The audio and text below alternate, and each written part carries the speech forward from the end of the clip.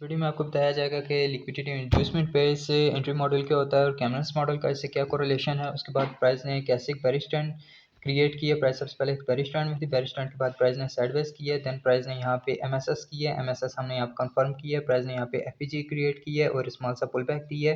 Then price ने यहाँ पे बायर्स को ट्रैप करने के लिए एक इम्पल्स मूव क्रिएट किया है। उसके बाद प्राइस ने यहाँ पे एक इंड्यूसमेंट पॉइंट क्रिएट किया था जिसको प्राइस ने बाद में इंड्यूसमेंट गेन कर लिया था। यहाँ पे बायर्स के स्टॉप लॉस सेट थे, इसको बायर्स ने स्टॉप लॉस यहाँ पे हिट कर लिए थे।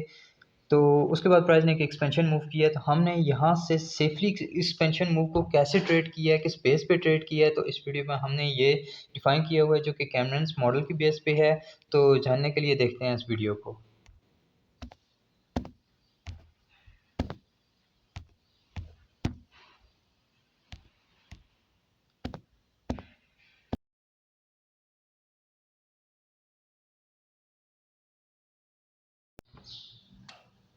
वेलकम ट्रेडर्स, उम्मीद करता हूँ आप सब ठीक होंगे, खैरियत से होंगे। तो आज हमने डिस्कशन करनी थी जस्ट कैमरन्स मॉडल की।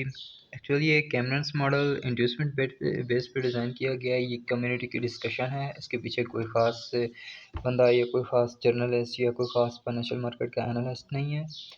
तो इसे हम कल मैंने इस ट्रेड को एंटर किया था कैमरन्स मॉडल पे, 4.5 घंटे लगे थे इसके एनालिसिस पे। मैं चाह रहा था ट्रेड मेरे इस पैटर्न पे आए कैमरन्स मॉडल पे, तो मैं इसे यहाँ से डिस्कस करूँ ट्रेड इस पैटर्न पे एंटर करके। तो अब कैमरन्स मॉडल में क्या होता है कि सबसे पहले स्ट्रक्चर देखा जाता है, उसके बाद लिक्विडिटी ग्रैब, लिक्विडिटी स्वीप, इस बेस पे जो इंड्यूसमेंट है वो देखा जाता है। फिर प्राइस एक्सपेंशन कर दी है तो ट्रेडर्स जो है इस एक्सपेंशन को ट्रेड करते हैं। अगर प्राइस साइडवेज में है तो वेट किया जाता है कि प्राइस किसी ट्रेंड में निकले, ट्रेंडिंग स्ट्रक्चर में आए, अप ट्रेंड में आए या डाउन ट्रेंड में आए। तो उसके बाद अगर बेरिश ट्रेंड में है तो सबसे पहले देखा जाता है कि प्राइस सेलर्स को वहाँ से भगाए, सेलर्स को ट्रैप करे, उसके बाद प्राइस एक्सपेंशन करे, देन एक्सपेंशन मूव के ऊपर जो है सेलिंग की एंट्री ली जाती है। अगर प्राइस जो है अप ट्रेंड में है, बुलिश ट्रेंड में है, सबसे पहले प्राइस बायर्स को ट्रैप करती है, प्राइस को ट्रैप करने के बाद प्राइस बुलिश ट्रेंड में ही एक्सपेंशन करती है। तो जो एक्सपेंशन को ट्रेड किया जाता है इंड्यूसमेंट बेस पे, तो ये स्ट्रक्चर हमारी बहुत मदद करता है कैमरन्स मॉडल।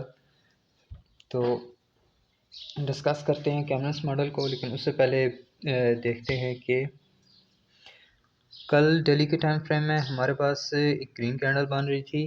तो डेली के टाइम फ्रेम में ऊपर एक फेयर वैल्यू गैप आ रहा है, चांसेस हैं कि प्राइस सबसे पहले इस फेयर वैल्यू गैप को रिस्पेक्ट करेगी। यहाँ पे पेंडिंग ऑर्डर्स पड़े हुए हैं, इनको फिल करेगी, एग्जीक्यूट करेगी। ऊपर एक ऑर्डर ब्लॉक बना हुआ है, इससे ऊपर एक पॉइंट ऑफ इंटरेस्ट बना हुआ है, यहाँ पर भी एक और ऑर्डर ब्लॉक है, यहाँ पर भी एक और फेयर वैल्यू गैप है। तो चांसेस हैं कि प्राइस यहाँ से अप जाएगी, रिजेक्शन लेगी, देन यहाँ पे रिस्पेक्ट करके फिर नीचे आएगी।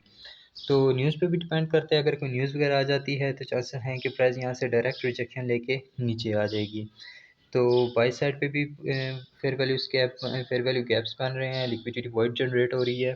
तो आपको पता है कि जब प्राइस अप साइड पे हो, अप साइड पे जा रही हो या डाउन साइड पे जा रही हो, फेयर वैल्यू गैप बनाते जा रही हो, तो वो उसी फेयर वैल्यू गैप इंडिकेट करते हैं कि प्राइस उसी ट्रेंड को कंटिन्यू रखेगी।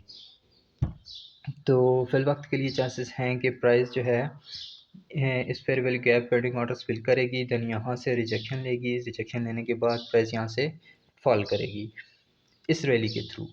क्योंकि इंस्टीट्यूशन सेल साइड पे बैठे हुए हैं, पैनिक सेलिंग देखने को मिल रही है, सेंटिमेंट्स भी कह रहे हैं वार के मुताबिक जो है ये पेयर्स गिर रहे हैं। तो मज़ीद अगर इसकी एनालिसिस करनी है तो यूएस डॉलर इंडेक्स या फिर 10 वर्ल्ड को एनालाइज करना पड़ेगा।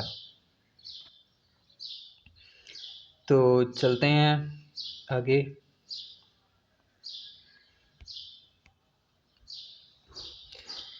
कैमरन्स मॉडल को मैंने 5 मिनट के चार्ट पे एनालाइज किया था, तो इसे कैच करना मेरे लिए काफ़ी डिफ़िकल्ट था। इंड्यूसमेंट बेस पे डिज़ाइन किया गया। अब अक्सर ट्रेडर्स लिक्विडिटी स्वीप और लिक्विडिटी ग्रैब बेस पे कंफ्यूज हो जाते हैं कि यार ये लिक्विडिटी स्वीप क्या है, लिक्विडिटी ग्रैब क्या है, हम इसको कैसे ट्रेड करेंगे। तो इन दोनों कॉन्सेप्ट्स को एक सेट में कवर करके इंड्यूसमेंट का कॉन्सेप्ट पेश किया गया है, जिसके ऊपर ट्रेडर्स को आसानी होती है कि यार प्राइस यहाँ से इंड्यूस कर रही है यानी कि ट्रैप कर रही है। इंड्यूस का मतलब है ट्रैप करना, फैलाना, फंसाना। तो आपके सामने प्राइस पहले यहाँ से साइडवेज थी, साइडवेज होने के बाद जैसे ही price New York London session cross करने के बाद लंदन सेशन ओवरलैप कर रही थी, ओवरलैप करने के बाद न्यूयॉर्क सेशन स्टार्ट हुआ, प्राइस ने टेस्ट किया, देन प्राइस एक एक्सपेंशन मूव करने लग पड़ी है। तो हमने कैमरस मॉडल को सबसे पहले इस तरह कैच किया है कि सबसे पहले हमने यहाँ पे स्ट्रक्चर देखा है। हमारे पास यहाँ पे स्ट्रक्चर था साइडवेज, तो मैं वेट कर रहा था प्राइस किसी ट्रेंडिंग स्ट्रक्चर में निकले ताकि कैमरस मॉडल को तसल्ली से आसानी से ट्रेड किया जाए। तो जैसे ही प्राइस यहाँ से आउट हुई है, प्राइस ने यहाँ से ब्रेकआउट किया है, तो प्राइस में से जूम करता हूँ।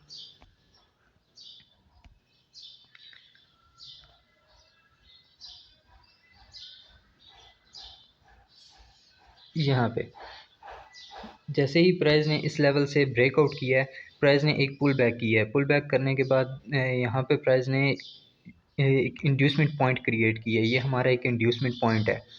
तो मैं चाह रहा था कि प्राइस यहाँ से इंड्यूसमेंट ले, उसके बाद हम यहाँ से अपनी एंट्री प्लान करेंगे। प्राइस ने इस लेवल से इंड्यूस की है, उसके बाद प्राइस ने यहाँ पे इंड्यूसमेंट के बाद यहाँ पे एक पॉइंट ऑफ इंटरेस्ट जनरेट की है। इंटरेस्ट जनरेट करने के बाद प्राइस ने इस कैंडल के ऊपर रिटेस्ट की है। ये रिटेस्ट कैंडल है, हमने इस रिटेस्ट कैंडल के ऊपर एंट्री ली है बाय की। देन यहाँ से प्राइस ने एक एक्सपेंशन मूव की है।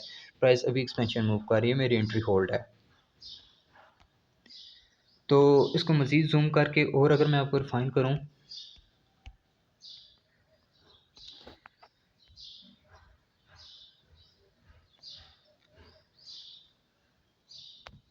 ये हमारे पास एक पुल बैक है, ये हमारे पास एक इंड्यूसमेंट पॉइंट है। प्राइस ने यहाँ से इंड्यूसमेंट पॉइंट को यहाँ पे ले लिया है। सबसे पहले बायर्स ने यहाँ पे एंट्री ली है। बायर्स ने कहा कि प्राइस यहाँ से निकल चुकी है क्योंकि ब्रेकआउट हो चुका है। बायर्स ने यहाँ पे अपने स्टॉप लॉस सेट कर दिए हैं। प्राइस ने यहाँ पे एक फेक ब्रेक ऑफ स्ट्रक्चर दिया हुआ है। तो बायर्स ने यहाँ पे एंट्री लेने के बाद जब यहाँ पे मज़ीद एंट्री ले चुके थे, बायर्स होल्ड कर चुके थे, ट्रेड को ब्रेक इवन सेट कर चुके थे। प्राइस ने क्या किया है कि प्राइस ऊपर से रिजेक्शन लेके रिटर्न हुई है। रिटर्न होने के बाद प्राइस ने यहाँ से जितने भी इनके ब्रेक इवन सेट थे, स्टॉप लॉस सेट थे, उन सबको यहाँ पे ग्रैब किया है।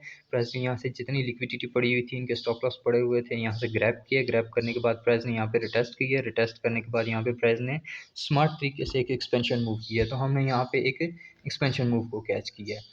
तो अगर हम इसे एक और लेवल पे देखें तो हमारे पास यहाँ पे एक ऑर्डर फ्लो भी बन रहा है। तो एक्चुअली मैंने कैमरस मॉडल को डिस्क्राइब करना था, आइडेंटिफाई करना था, डिफाइन करना था, तो इसी वजह से मैंने यहाँ से सबसे पहले कैमरस मॉडल को आइडेंटिफाई किया है। आपके सामने तो मैं इसे डिफ़ाइन कर रहा हूँ। तो यही है कि सबसे पहले आपने स्ट्रक्चर देखना है। स्ट्रक्चर आपका ट्रेंडिंग होना चाहिए। न्यूयॉर्क सेशन में ट्रेंडिंग स्ट्रक्चर होता है, ठीक। तो उसके बाद आपने देखना है लिक्विडिटी को, जहाँ पे इंड्यूसमेंट प्राइस का रही हो। प्राइस ने यहाँ पे इंड्यूसमेंट किया है, इस लेवल पे इंड्यूसमेंट प्राइस ने ले लिया है। थर्ड, एक्सपेंशन देखना है। प्राइस ने यहाँ से रिटेस्ट करने के बाद एक्सपेंशन, रिटेस्ट बहुत इंपॉर्टेंट है। प्राइस रिटेस्ट करती है, अग्रेसिव ट्रेडर रिटेस्ट का वेट नहीं करते हैं। प्राइस कहीं भी नहीं जा रही है, पैसा आपका यहीं पड़ा हुआ है, आप इससे आसानी से कमा सकते हैं। तो अगर आप थोड़ा सा वेट करेंगे तो आप इसके ऊपर आसानी से ट्रस्ट भी बिल्ड कर सकेंगे, डिसिप्लिन भी मेंटेन रहेगा और लॉस के चांसेस भी कम होंगे। आप स्टॉप लॉस भी अच्छी जगह सेट कर सकेंगे। तो रिटेस्ट का वेट किया करें। सिंपल सी लॉजिक है, सबसे पहले स्ट्रक्चर देखा जाए। सबसे पहले स्ट्रक्चर देखा जाए, प्राइस एक ट्रेंड में निकले, प्राइस इंड्यूसमेंट पॉइंट क्रिएट करे, प्राइस इंड्यूसमेंट पॉइंट से इंड्यूसमेंट लेने के बाद प्राइस अपसाइड पे मूव करे। तो स्ट्रक्चर मार्किंग की बात करें तो प्राइस ने यहाँ पे सबसे पहले एमएसएस की है। तो एमएसएस आपके सामने पॉइंट कर देता हूँ। ये हमारे पास एक लोअर हाई है, ये हमारे पास लोअर लो है। प्राइस ने यहाँ पे लोअर हाई को ब्रेक करके एमएसएस को वैलिड कर दिया है कि मार्केट स्ट्रक्चर यहाँ से शिफ्ट हो चुका है। उसके बाद प्राइस नीचे साइडवेज थी। ये एशिया सेशन है, कल की डेट में एशिया सेशन है और टोक्यो सेशन है। ये उसके बाद प्राइस ने यहाँ पे लंदन सेशन के थ्रू एक स्मॉल सा अप ट्रेंड लगाया, दैन न्यूयॉर्क सेशन, ये दोनों सेशंस मिलकर प्राइस को एक्सपेंशन दिए हैं। तो ब्रेकआउट के बाद हमने यहाँ पे एक इंड्यूसमेंट पॉइंट को फाइंड किया है। हमारे पास ये एक ब्रेकआउट लेवल था, ये कंफर्म नहीं था। ट्रेडर्स जो यहाँ पे एंट्री लेके बैठे हुए थे वो ट्रैप हो चुके हैं।